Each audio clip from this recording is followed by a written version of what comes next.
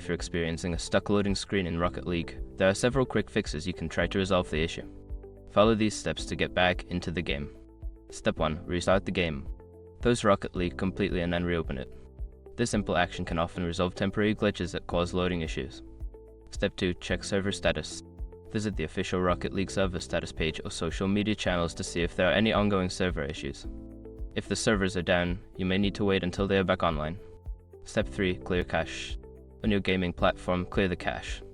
For PC, you can do this by restarting your system. For consoles, power off the device completely and plug it for a few minutes, then restart. Step 4. Update the game. Ensure that Rocket League is updated to the latest version. Check for updates on your gaming platform and install any available patches or updates. Step 5. Reinstall the game. If the problem persists, consider uninstalling and then reinstalling Rocket League.